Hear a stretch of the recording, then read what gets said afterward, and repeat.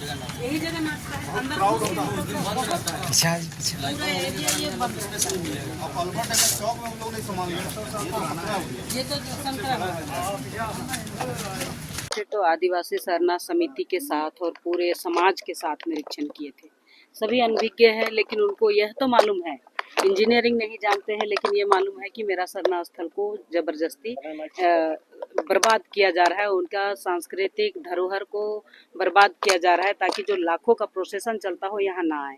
लेकिन आज जब हम सभी डिपार्टमेंट के अधिकारी, कल्याण विभाग से लेके पथ निर्माण से लेके नगर निगम से लेकर के भवन निर्माण से लेके तमाम डिपार्टमेंट के सेक्रेटरी और अधिकारियों के साथ में अभी जांच किए हैं, देखे हैं, विजिट किए हैं स्थल निरीक्षण, तो बताएं कि दोनों पिलर के बीच का जो खाली जगह है उसको देखा जाए।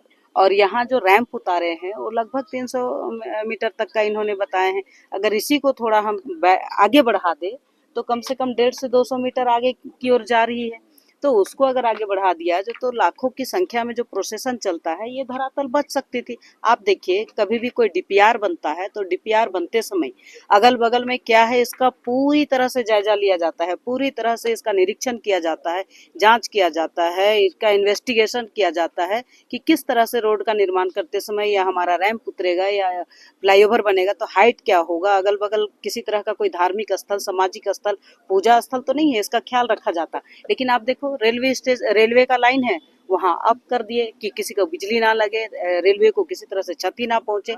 लेकिन आप रैंप उतारते समय आप डायरेक्ट देख सकते हैं कि जहां सरना स्थल है, जहां हमारा जो सरहुल पूजा होता है, वहां पर लाखों का प्रोसेशन आते हैं, आंगन में इनका नृत्य होता है, पूजन होता है, यहाँ कहाँ हटेंगे। बिल्डिंग बायलॉज का भी ख्याल नहीं रखा गया। अगर आप देखेंगे तो पूरी तरह से नाली को कवर कर दिया है। और पिछले बार जब हमने निरीक्षण किया था उसमें स्पष्ट हमने कहा था कि भारतीय संविधान का अनुच्छेद 338 का जो हमारा उपधारा 9 और 10(8) को हमने हवाला दिया था कि 10(8) में किसी तरह का कोई भी निरीक्षण और उनको आयोग अगर उनका जांच कर रहा है तो जांच करते समय किसी भी काम को आगे नहीं करना चाहिए। लेकिन जिस दिन से निरीक्षण हुआ उस दिन से दिन और रात काम किया जा रहा है। ये कहीं ना कहीं जबरदस्ती आदिवासी समाज के सरना स्थल को, पूजा स्थल को, यानी कि आदिवासी का सांस्कृतिक कुठाराघात किया गया है कि उनको इस टाइप से दबाव कि कोई आगे ना बढ़ पाए। तो ये कहीं ना कहीं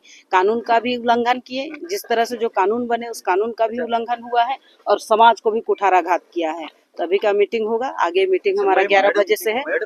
नहीं आया और ना ही कोई उपस्थित हुए। उन्होंने लेटर दिया कि 16वें वित्त आयोग का यहाँ बैठक आ रही है, इसलिए हम नहीं आ पा रहे। तो हमने बोला कि आपको समय नहीं है तो आयोग ही आती है।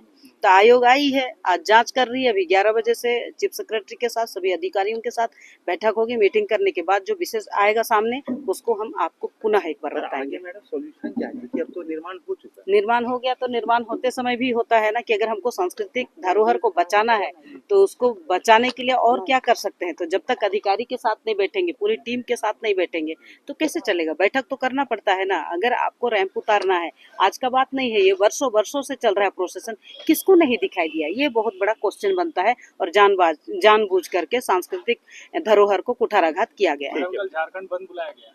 अब तो इसके बारे में मुझे जानकारी नहीं है, आप बता रहे तो मुझे ध्यान में आ रहा है। लोग तो लड़ेंगे, भगवान बिरसा मुंडा ने भी लड़ा, सिद्धू कानू ने भी लड़ा, सिंगीदई ने भी लड़ा, जतरा टाना भगत ने भी लड़ा है। जब जब आदिवासी पर कुठाराघात हुआ है तब तक आदिवासी आंदोलन किया है।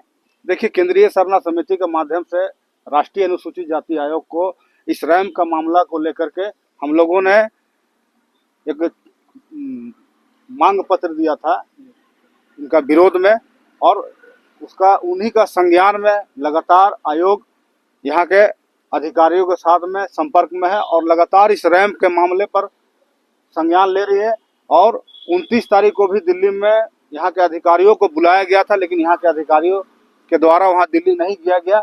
और उसी को लेकर के आज यहाँ पे रैंप पर आई थी। और सारे जो कंस्ट्रक्शन के जो जितने भी मालिक होते हैं, इस विभाग के मालिक होते हैं, पथ निर्माण के सारे अधिकारी, सारे लोगों को यहाँ पर बुलाया गया था और सारे लोग यहाँ पर उपस्थित है।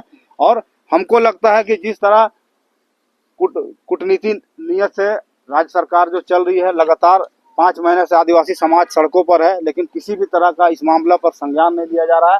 तो हमको लगता है कि आदिवासी मुख्यमंत्री खुद आदिवासी विरोधी काम कर रहा है। कौन कौन पदाधिकारी आए थे निरीक्षण? देखिए, पदाधिकारी के मामला को लेकर तो मुझे नहीं मालूम, लेकिन मुझे ये पता है कि आयोग के लोग सारे लोग संज्ञान लेने के लिए आए थे और आदिवासी समाज को थोड़ा सा आशा और विश्वास जगा है कि एसटी आयोग के द्वारा जो संज्ञान लिया गया है, कार्रवाई करने का जो आदेश दिया जा रहा है, तो हमको लगता है कि आदिवासी समाज के हित में इस रैम को निश्चित रूप में हटाया जाएगा।